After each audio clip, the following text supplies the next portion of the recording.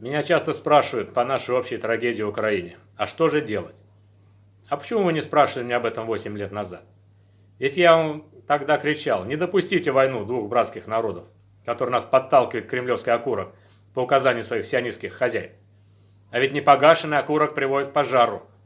Путлер нас к нему привел под ваши радостные поросячьи визги «Крым наш». И до сих пор бесполезно объяснять полуграмотным зомбоидиотам, что исконно значит изначально. Но полуострову Таврия, Таврида, который мы сейчас называем крымским, десятки тысяч лет. И все это время на нем проживали разные народы. Российская империя захватила его все лишь меньше 2 веков назад. Поэтому исконно наш – это фраза, по которой можно тестировать интеллектуальное развитие индивидуума. И таких дебилов в нашем народишке уже до 80%. То есть дебилизация биомассы идет стремительными темпами.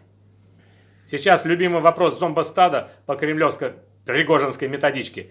Почему вы молчали 8 лет, когда укробандеровцы бомбили Донбасс?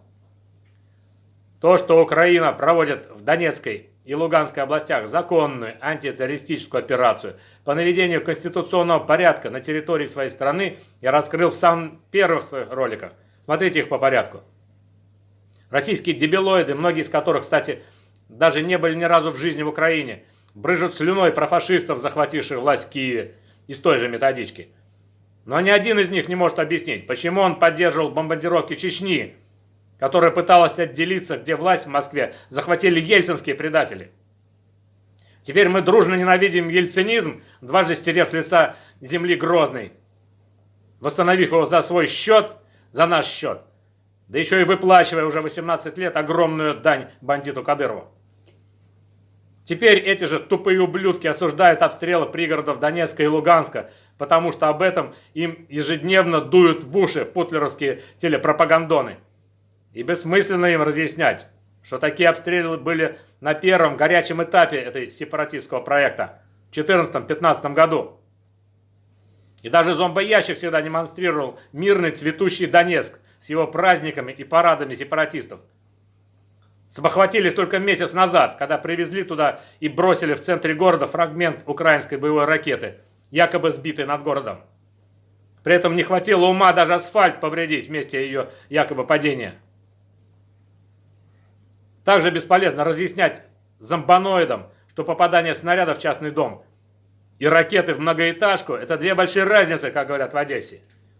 И пусть Коношенков, который недавно за свое фейкометание получил звание генерал-лейтенанта, попробует доказать, что влетевшая в центр 16-этажного дома полутонная ракета точечно поразила только комнату, в которой находился признанный российским судом нацистом гражданин Украины.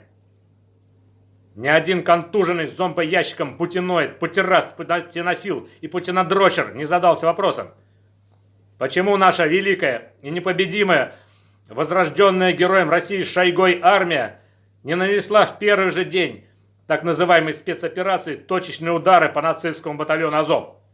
Ведь куда проще. Места расположения подразделений батальона можно определить даже по Google карте, если уж войсковая и специальная разведка не довозродились. Нанести удары высокоточным оружием по пунктам постоянной дислокации батальона, штабу, жилой казарменной зоне, парку машин, складам боеприпасов и материально-технических средств. По подразделениям батальона, находящихся на позиции, наносится удар средствами попроще. Все, батальон не боеспособен. А нет. Шойгуские оккупанты месяц методично сравнивали с землей русскоязычные пророссийские города Харьков и Мариуполь. Сотни украинских сел, в которых не было боевых позиций. А потом мы вдруг узнаем, что Азов уже не батальон, а целый полк. Значит, еврею Шалому была команда его не трогать, а еврею Зеленскому увеличить численность несколько раз. Ибо эта бойня должна быть максимально кровавой, желательно до последнего славянина. Последних добьют кадыровские головорезы. Кстати, поразительная внезапная любовь зомбо-россиян к чеченским бандитам, вспыхнувшая вдруг с началом путлеровской агрессии. Ведь у власти в чеченском Бадастане, как я называю этот анклав, те, кто осуществлял массовый геноцид русскоязычного населения в 91-94 годах, когда десятки тысяч немусульманских жителей Чечни, которые в городах составляли большинство, были зверски убиты, изнасилованы, ограблены, а оставшиеся в живых изгнаны из своих домов и квартир. Помните заявление бандита Кадырова, что первого русского он убил в 16 лет? 16 лет ему было в 92-93 году. Эти же горские бандиты, отвоевавшие против нас 2 войны, были незаконно амнистированы кремлевскими бандитами. И теперь держат в страхе не только свой народ, но и все бзливое народонаселение Путинстана.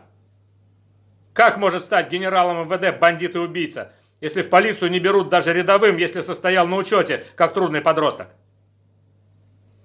Регламент продолжим в следующем ролике. Честь имею, полковник Шендаков.